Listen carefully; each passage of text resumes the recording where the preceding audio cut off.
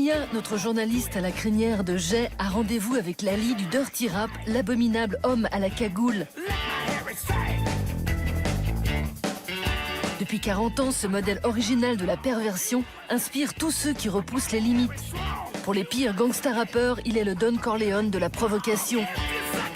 D'ailleurs, il s'autoproclame « The World Baddest Nigga », le nègre le plus pourri du monde.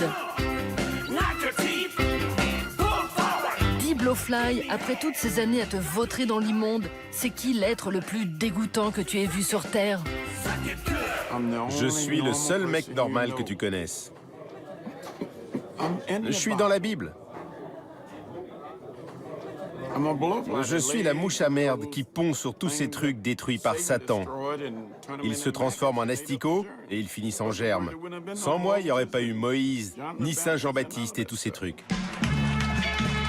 À 62 ans, Blowfly, littéralement la mouche à merde, n'a rien perdu de son doigté. Son dernier mauvais coup, Blowfly Punk Party, une collaboration avec le gourou du punk hardcore californien Jello Biafra.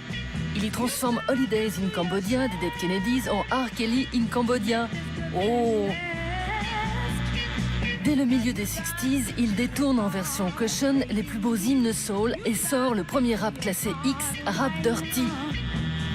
Sous le masque de Blowfly, Clarence Reed, un Dr Jekyll et Mr Hyde qui a commencé sa vie à la dure. Entouré de 7 frères et sœurs, il ramasse le coton à 5 ans auprès de sa grand-mère en Géorgie. Il y avait ce type blanc du Ku Klux Klan. Je me planquais dans les bois pour les mater, je pouvais presque les toucher. C'est là que m'est venue l'idée de la cagoule. Un jour, ce mec me dit « Je t'ai jamais vu pleurer. Tu sais ce que c'est qu'un nègre ?»« C'est un homme noir qui vaut pas mieux qu'un chien », je réponds. Alors lui, le nègre, on lui dit « Hé, le nègre, esclave, cire mes pompes, dessus, va en avant, va en arrière. Tout ce que vous voulez, chef. » On lui file $1 par-ci, 2 par-là, et à la fin, il a fait $9. Alors moi, je dis « Quoi ?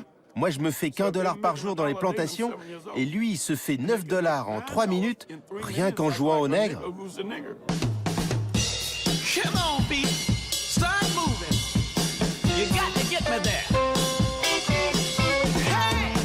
Lorsqu'il déboule à Miami au début des 60s, la Floride est la Riviera américaine. Pour écrire la BO de cette Dolce Vita, des dizaines de labels se rêvent en nouveau Motown. Clarence Reed devient compositeur et intègre le plus prometteur d'entre eux, Deep City. Il signe de nombreux hits locaux, souvent accompagnés par les cuivres de la fanfare du 100 Marching Band.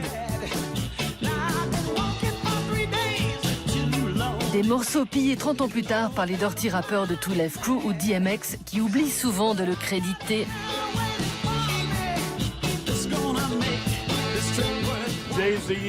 Jay-Z, DMX, je leur ai dit « Hé les gars, expliquez-moi un truc. Pourquoi vous me samplez et moi je vous sample pas? Si tu sais pas ce que ça fait le sampling, imagine qu'on t'attrape, qu'on fasse ce qu'on veut de ton corps et qu'après on t'envoie chier. Ils prennent ton truc, foutent leur voix dessus et ils se la pètent, ces fils de pute de rappeurs. Putain, ils sont couverts d'or et ils ont rien branlé.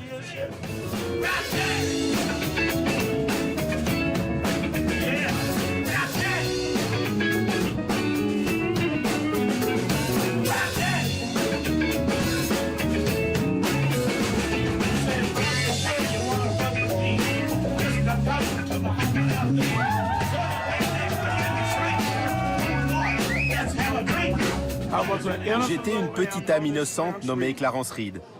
J'avais jamais dit de cochonnerie.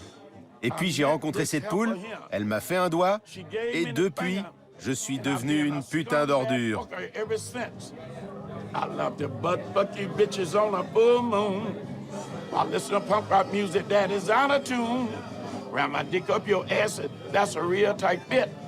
Only time I'm happy is when it's covered with shit, 'cause I'm a scumbag fucker. See you. Salut.